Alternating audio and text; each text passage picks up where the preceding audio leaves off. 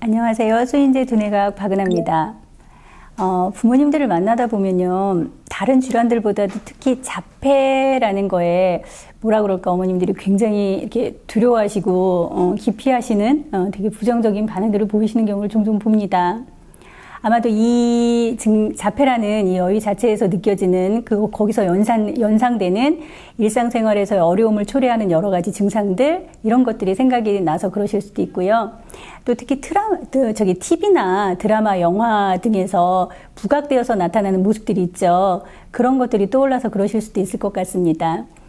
자, 자폐 스펙트럼 장애는 예전에는 아스퍼 증후군과 함께 전반적 발달 장애라는 범주에 들어가 있었죠. 자, 발달 장애라는 것은 운동, 사회성, 인지 여러 영역에서의 발달을 다루는데요. 그 중에서 자폐 스펙트럼 장애는 대표적인 사회성 발달 장애이죠. 그 스펙트럼이라는 용어로 바뀌어서 이제는 아스퍼거와 함께 그 증상의 경중에 따라서 이렇게 분류를 하도록 되어 있는데요. 이름에서도 알 수 있듯이 그 증상의 경중에 따라서 증상이 굉장히 다양해요. 그렇기 때문에 어떻게 하나로 획일적으로 말씀드릴 수는 없지만 어머님들이 대체 어느 정도 연령이 되면은 이게 자폐 증상인지 아닌지를 확인할 수 있을까요? 라는 질문들을 많이 하십니다. 사실은 자폐적인 특징은 아주 어린 시기부터 볼 수 있습니다. 우리가 생후 1, 2개월이 되면은 아이들은 사회적 미소라는 걸 나타내는데요. 이것은 소위 아이들 막 태어났을 때 아무 의미 없이 아이들 웃는 거 있죠. 배냇짓이라고 얘기하죠. 이것과는 다른 겁니다. 그래서 어떤 사회적인 반응, 상대방에게 사회적인 반응으로서 미소를 띠기 시작한다라는 거죠. 그리고 3, 4개월 정도가 되면 이 사회적 미소도 선택적이 됩니다. 그래서 나와 조금 더 친밀한, 주로 아빠나 엄마가 될 건데 이런 친밀한 주 양육자들이나 이런 사람들한테는 더 빈번히 사회적 미소를 나타내게 되죠. 이런 것들이 없을 경우에 조금 의심을 해보실 필요가 있겠습니다. 그리고 6개월, 7개월 정도가 되면 이와는 반대로 낯선 사람에게 이제 낯가림을 하기 시작하죠. 그런데 이 낯가림이 없을 경우에 옛 어르신들 같은 경우에는 아이가 순하다 혹은 착하다 이런 식의 반응들을 많이 보이셨는데 사실은 발달적인 관점에서 봤을 때는 친밀한 사람과 친밀하지 않은 사람에 대한 경계가 없는 거거든요. 그렇기 때문에 조금 유념해서 보실 필요가 있습니다. 그리고 반대로 친밀한 주 양육자나 이런 사람들과 떨어져야 하는 상황이 생겼을 때에는 되게 슬픔을 표현한다거나 아이가 나름 괴로워한다거나 이런 모습들이 있어야 하는데 그 상황에서도 굉장히 무감각하다거나 둔감한 것 같아 보일 때에는 조금 더 또 유심히 보셔야죠. 자, 그리고 아이들 같은 경우에는 놀이를 통해서 발달을 하고요. 놀이 안에서 그 아이의 발달 정도를 살펴볼 수가 있어요. 자, 놀이라고 하는 것은 일단 상호작용이 이루어져야 하기 때문에 자폐를 이야기할 때 가장 많이 언급되는 눈맞춤, 이것이 이제 놀이에서 나타나죠. 상호작용의 가장 기본이 되는 눈맞춤이 있느냐 없느냐도 중요하고요. 그 다음에 호명 반응, 이름을 불렀을 때 원활하게 반응을 하는지, 그것도 상당히 중요합니다. 자, 이렇게 자폐 눈맞춤, 그 다음에 합동 주시, 상호작용 이런 것들에 대해서는 다음에 또 자세히 한번 더 다뤄보기로 하고요. 그 다음에 놀이에 있어서 어떤 특정 놀이나 활동에 아이들의 관심이 굉장히 제한되어 있고요.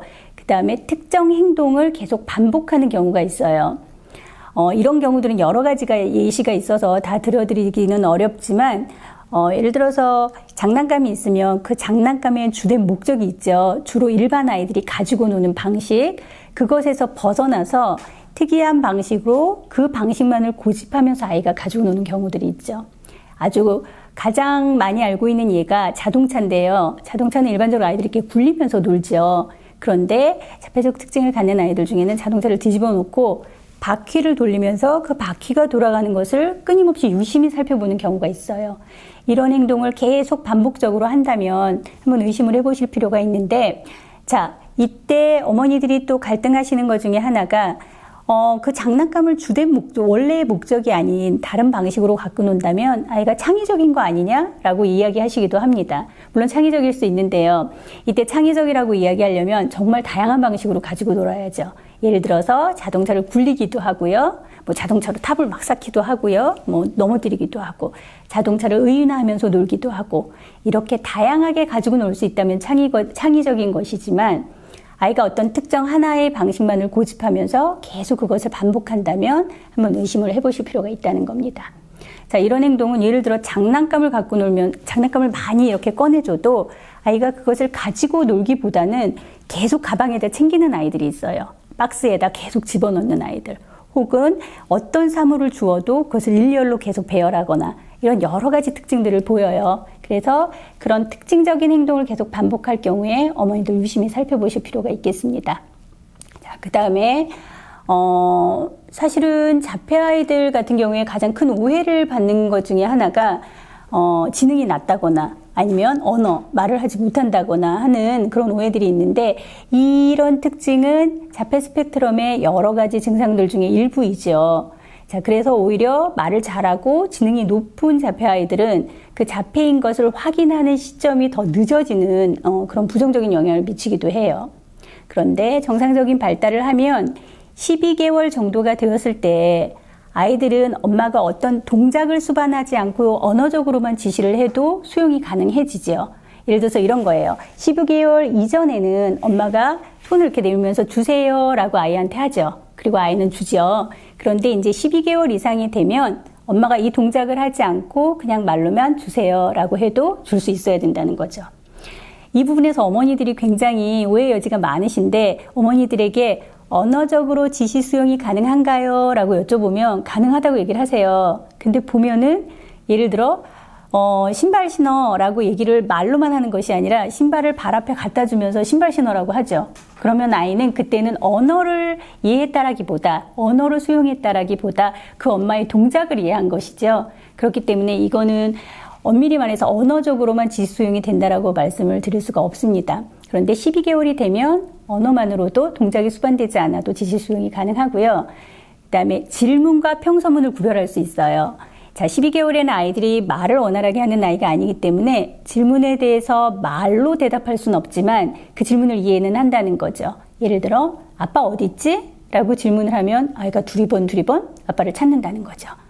자, 그리고 24개월 정도가 되면 정상적인 발달을 했을 경우 두세 단어를 연결을 해서 어떤 간단한 문장을 구사할 수 있어요. 그런데 이렇게 언어 발달은 개인차가 굉장히 크죠. 그렇기 때문에 조금 획일적으로 말씀드리기는 어렵지만 이 어떤 발달 기준에서 조금 많이 아이가 벗어나 보인다고 생각이 되신다면 어머니들 객관적으로 한번 보실 필요가 있습니다.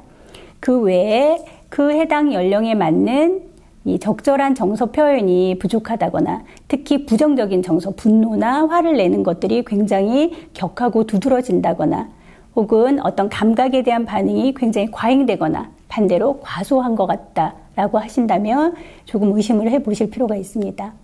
자, 이처럼 자폐는 아주 어린 시기부터 그 특징을 드러내거든요. 그런데 단 하나의 특징을 드러냈다고 해서 자폐다 아니다 얘기할 수는 없습니다. 그렇기 때문에 다른 특징들, 다른 영역에서 보이는 여러 가지 모습들과 잘 같이 관찰을 하시고요.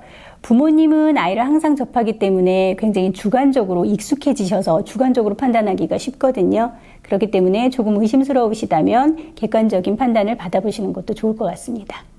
자, 지금까지 수인지의 두뇌과학 박은하였습니다. 감사합니다.